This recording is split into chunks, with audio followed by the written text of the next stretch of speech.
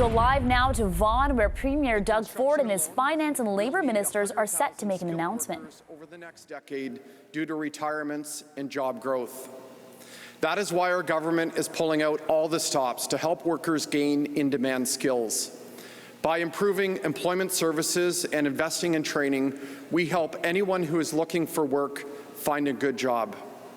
Our government, under the leadership of Premier Ford, is on a mission to lift people up, and we're just getting started.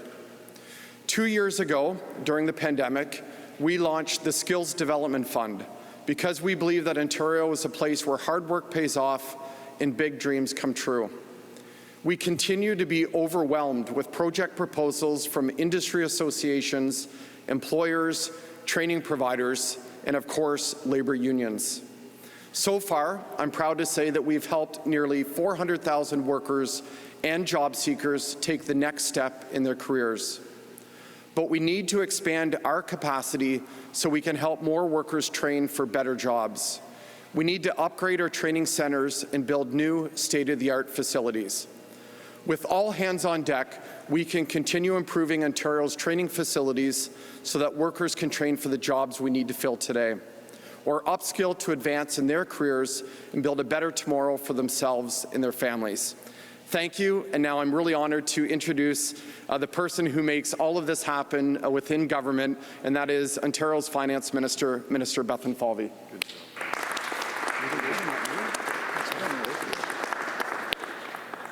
Well, thank you, Minister McNaughton, and it takes a team, and I'm pleased to be here with Premier Ford, with a spanking new haircut. You're looking great, Premier. Minister McNaughton, Minister Tibollo, Jack, Mayor Del Duca. It's great to be back in Vaughan. You know, Ontario, like the rest of the world, continues to face uncertain economic times. You know, families and businesses and workers are feeling the financial pressures the current economy is putting on them each and every day. Now, while Ontario's economy has remained resilient, the economic road ahead continues to be uncertain.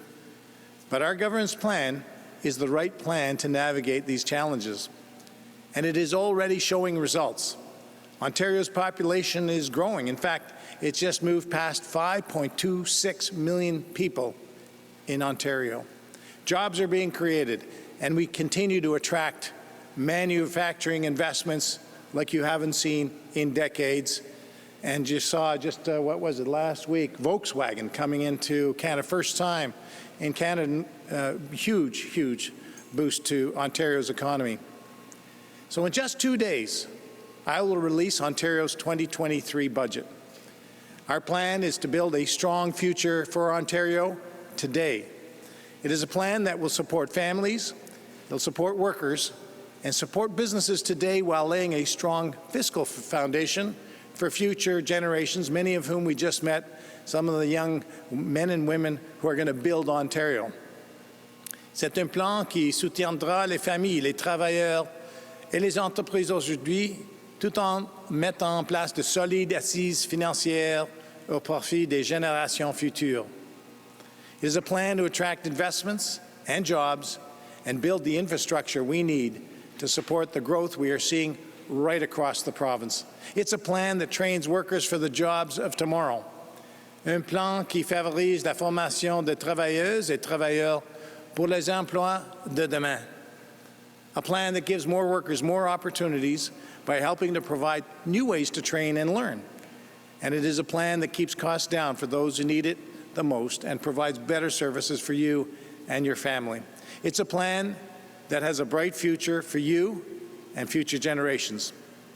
As Ontario continues to grow, our government is building the province so it has a strong economy, and it has the highways, the transit, the hospitals, and the schools that communities need.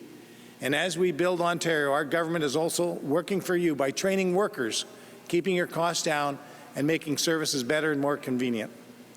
I look forward to sharing more details on Thursday, only 2 more sleeps, and our government's responsible, targeted approach that is building an Ontario that the people of this province can be proud of not only today, but in the future. And with that, I will now turn it over to the Premier of Ontario, Doug Ford. Oh, boy. Well, good morning, everyone, and I want to thank you, Peter, for that introduction. But, folks, before I get started, I know this week the Leona family is mourning the loss of brother Norberto Vieira, a business representative at Local 183, who I'm told had a very, very warm heart and was loved by everyone he met. And our thoughts, Jack, please pass on our thoughts, and our prayers go out to his family and all his loved ones. I'm pleased to be back here in Vaughan. What a great city it is, alongside, as you heard many times, Minister McNaughton, Bethlenfalvy, and of course Minister Tibollo, who does a fantastic job representing the people of Vaughan Woodbridge at Queen's Park. I also want to recognize my friend Mayor Stephen Del Duca. You know, Mayor, I appreciate all the work we're going to do in the future, but the mayor and I got together shortly after the provincial election, and I am not blowing smoke here, Mayor. I told you, one of the best guys to deal with out of all the mayors I've ever worked with. He just believes in getting it done. He believes in supporting the people of Vaughan, and that's where we share the same philosophies. And it's great to see you again, Mayor, and you got to come over for breakfast pretty soon one more time. Have you ever seen Stephen and I at a box of Tim Horton Donuts? They're done, I'll tell you. And anyways, it's a great city and representing Vaughan. There's so many things we're going to be able to work together, Mayor, like training the skilled workforce of tomorrow. And I want to thank our friends from Leona, Local 183. Thank you, Jack, and pass on my thanks to everyone here for hosting us.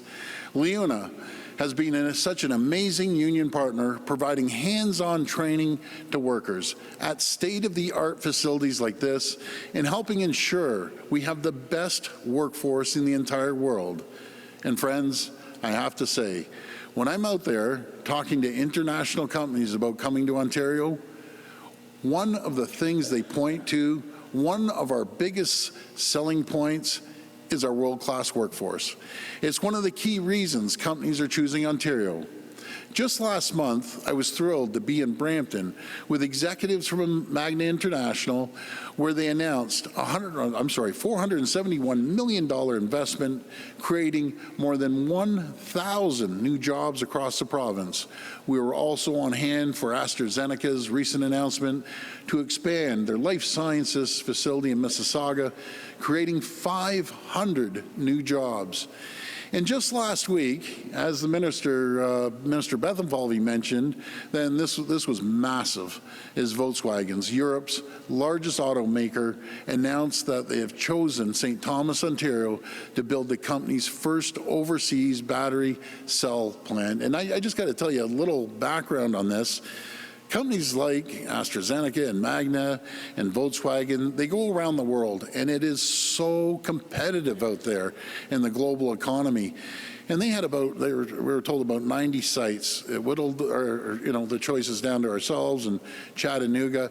And, you know, folks, I love the Americans, but I love beating them too. And so now, the states, some of these states are doing backflips, are going crazy, saying, how did we lose this?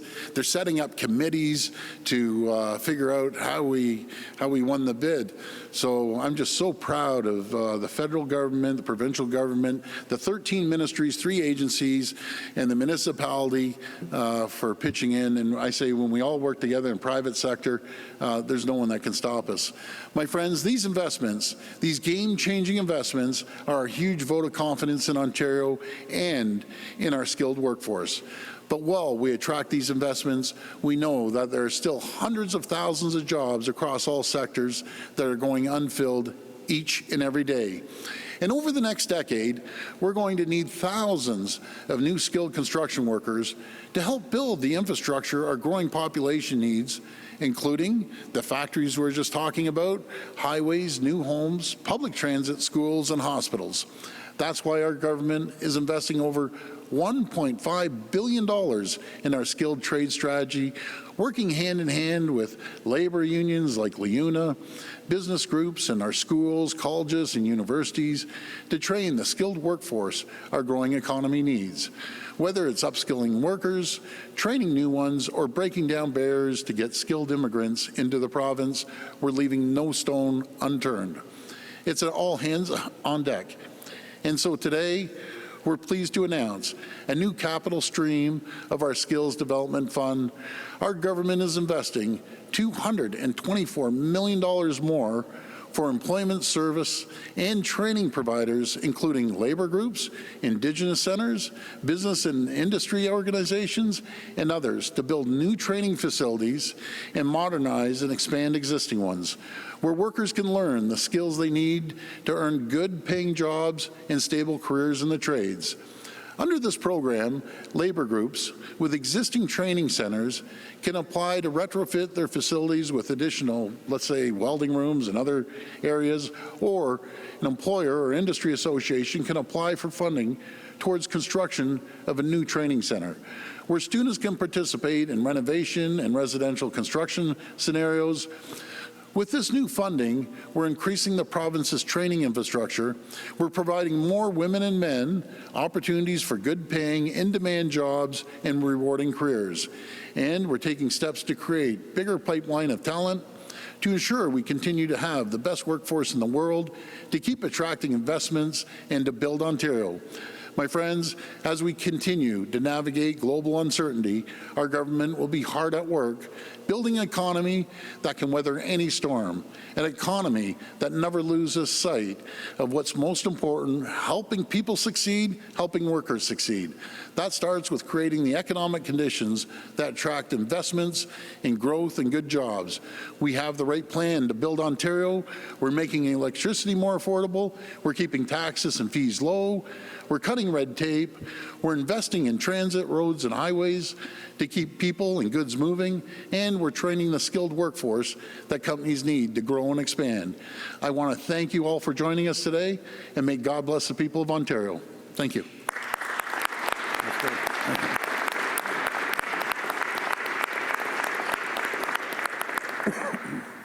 We'll now go to the floor for questions. If reporters could please line up at the microphone behind me and identify yourselves by name and outlet.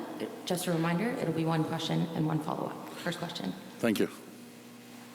Good morning, Premier. It's Jessica from the Trillium. Hi, Jessica. I'm wondering if you can tell me if the Integrity Commissioner has asked you for an interview yet, and if he does ask or issues a summons, will you cooperate with it or fight it?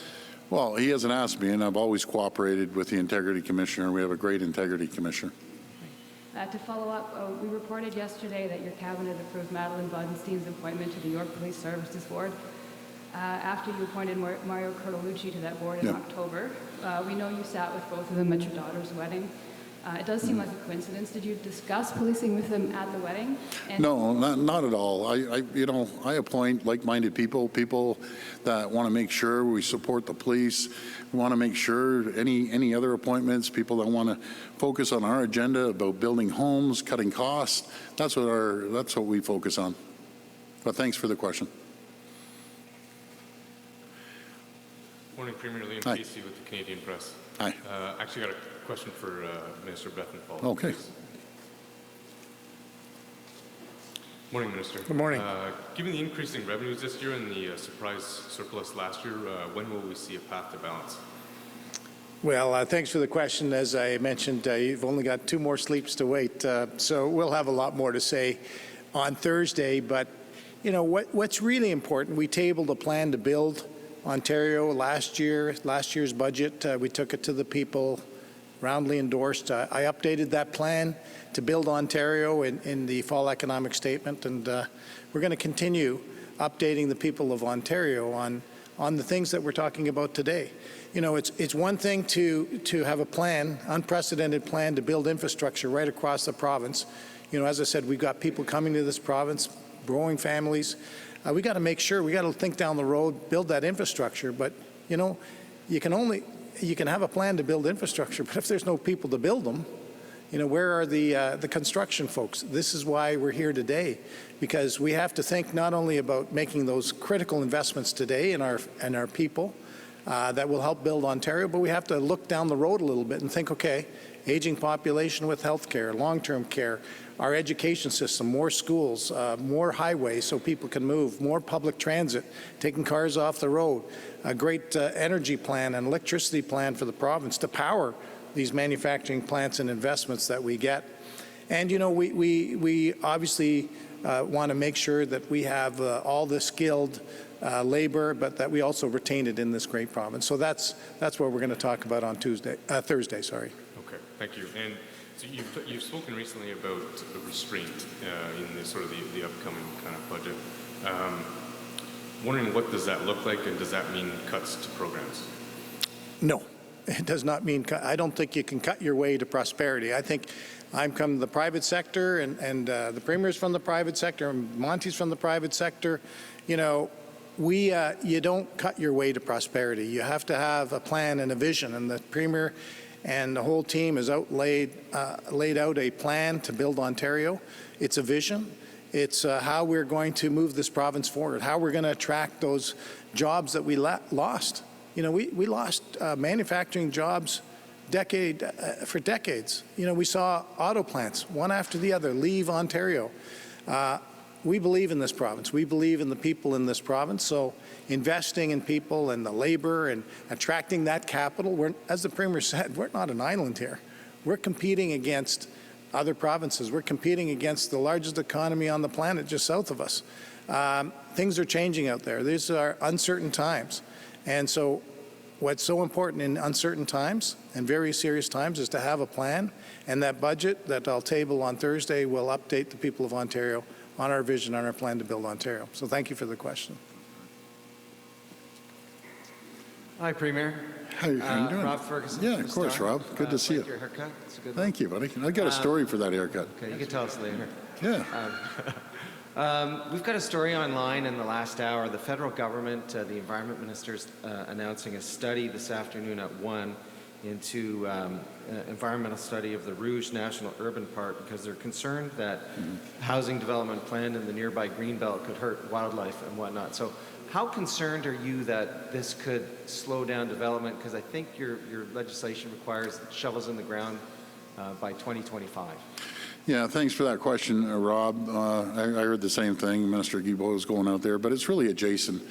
And isn't it great that we can build a community and people can go there and walk through these parks? So I have no problem with it. It shouldn't slow down our development plans.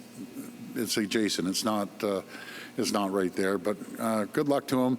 And we're going to build a beautiful community there, and the park is absolutely critical. So I'm quite pleased on the progress right now to build more homes. Do you have a legal opinion that this can't slow down? Like, what are you basing that on? And did you get a heads up on this in advance from them? I actually didn't get a heads up on this in advance, but it's adjacent. So I'm not too concerned about it. We're going to continue moving forward to make sure we're building communities and homes for people with a great support from LiUNA, and just meeting all these people here, and a lot of young people, as you can see, going through training. They're going to have jobs for life. They're going to have careers for life. They're going to have a great paycheck, and one of them might be buying the homes that we're building across Ontario. But I know one thing, Rob, we have to start building. People are coming here fast and furious. Jobs are coming here fast and furious, and it's not something you can do overnight. So we're going to continue building and focusing on the plan that we have. Right. Thanks. But thank you, Rob. Hi there, Alan Hale from Queen's Park today. I like the haircut as well. Thank you. The cameras can't see me, but my mother keeps telling me I really need to get a shave as well. Yeah. So, maybe I'll show her a picture and say, Okay, after Colin, because Colin's going to ask me, I'm telling you the story. I'm not going to let the haircut go. There's a story behind this haircut. Okay, so you mentioned that the Americans are tearing their own hair out, trying to figure out what's going on, how they lost that Volkswagen facility. I wonder if the answer to that, though, is that we gave them a lot of subsidies. We heard that from Volkswagen that they told EU regulators that they were going to put a pin in their facility in Europe because they wanted to go to North America because there were going to be lots of subsidies. And the assumption was at the time that they were going to go to the U.S. and get subsidies from the Americans. So have we simply just outbid the Americans in terms of, are we in a race to the bottom in terms of just handing companies money in exchange for these facilities? That's a fantastic question, and I'll tell you, it's just such a global competitive market right now. And every dollar is going to be transparent. But what we don't want to do at this time, give our competitors the knowledge that they need for all the other companies that want to come here. But first of all, we're going to make it transparent, every dollar that's spent. But we're in a competitive market, and if we don't compete, those jobs, and you think of all the jobs, the reciprocal jobs, 7-to-1 jobs, you're talking tens of thousands of jobs, more revenue to the local municipal government, more revenues going up to the province, more revenues going to the federal government. And that's where you create growth. Once you put a factory in St. Thomas, and I got to give a shout out to Mayor Preston. Joe was absolutely incredible. I love what he said to Volkswagen, and he said to me, he goes, I believe in one word, and the word is yes. You know, let's get it done, let's make it happen. And again, there's going to be thousands and thousands, matter of fact, tens of thousands of jobs, spin-off jobs, because you need new communities, new roads, new stores, new schools, new everything. So this is really, really exciting, and it's a tax base that is going to be there for decades to come. It's going to be careers that people are going to have to be able to go out there and buy one of these new homes. So it's really, I'm just so excited about it. It's fantastic. But if you gave this Volkswagen, a huge car maker, not hurting for money generally, if you gave them billions of dollars in subsidies, presumably, if you're not going to tell us. No, eventually I will, but okay. I just don't want to give our trade secrets to our competitors down south. Okay, but I mean, there is, we have groups in this province crying out for funding in all sorts of places. Like we had a press conference down at the park this morning about needing more education funding. We have people on ODSP who are barely scraping by, even with the 5% increase you've given them. There's need for that money to be spent on other things other than subsidies. Why would you give? So great question. Yeah, fantastic question again. Do you know where all that money is coming from? It's coming from the taxpayer, the people that are creating the jobs. It's coming from the businesses that are deciding to open up here, and the spin-off jobs that are coming. I'm a strong believer in not gouging companies, not gouging people. And you get more people employed, more companies opening up, more revenues go up to the Queen's Park coffers. It's simple economics 101. We take that money, we've increased funding to education, we've increased funding to healthcare by $14 billion since we've been in office, since 2018. But that's where you get the money from, by these people that are working and the companies that are working. Because all of a sudden you cut off the well and there's no income coming in, that's when we got a big problem. The number one area where you can get income is through the economy, the market. Let these businesses thrive and prosper. And again, as I stand here today, there's 600,000 more people working today than there was 4.5 years ago. Just think of that income base coming in and going out, and as simple as going out for dinner or buying a refrigerator. That's what stirs the economy, not government taxing people. But those were two excellent questions. Thank you. Good morning, Premier. Colin DeMello from Global News. Colin. Okay, so let's hear it. Was it a number one? Was it a number two? Well, see, he got it. See, every guy out there understands this. So you go into the barber, and I went down south for a few days, so I go into Walmart. I'm a cheap son of a gun, so I see the $15 haircut or whatever. I walk in there, and I said, I just want to trim, just a little trim.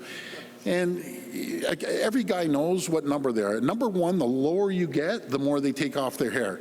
So I'm about a number 4. It's just, a little bit of a trim. So I sit down in the chair. This guy grabs my hair like this and starts shaking. I'm thinking, the problem was, Colin, he didn't speak English and I didn't speak Spanish. So all of a sudden he pulls out the shaver and zoom, right across the thing. He must have used not even a 1, a 0. And I said, Senor, look what you did. One side's full, one side's not.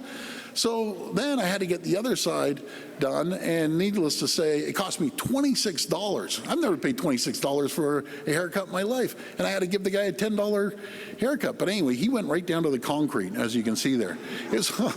I'll tell you, I've never experienced anything in my life. The shortest haircut I've ever had. Well, as the kids would say, the haircut slaps. Oh, man. All It's right, going to take till August to grow this thing back. The grass doesn't grow on a busy street. Okay, go ahead. Sorry. On a more serious note, Yes. I wanted to ask about Vincent Ke.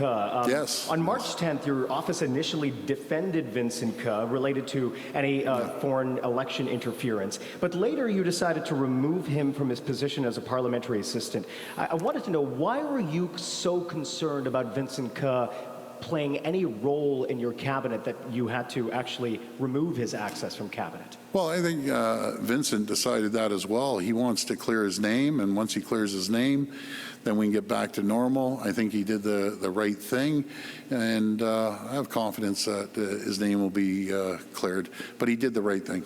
So it sounds like he's at home back in the Ontario PC caucus if his name is cleared. Well, if his name's totally cleared, there's no reason why he can't come back to the caucus, but he has to go through the process, and then we'll find out from there. And would you support a national public inquiry into election interference? Yeah, good question, Colin. You know, that's up to the federal government if they want to do that. I can tell you one thing, what people want, doesn't matter provincially, federally, or municipally, they want transparency in their elections.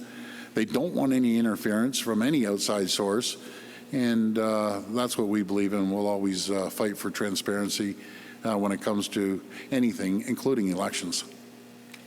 Hi, Premier. Hi. Laura Stone, Globe Hi, and Laura. Mail. In the interest in transparency, can you reveal whether you had got a briefing from CSIS or any other national security agencies about Vincent Ke and what the concerns were? Yeah, thanks for the question. I personally did not get a briefing.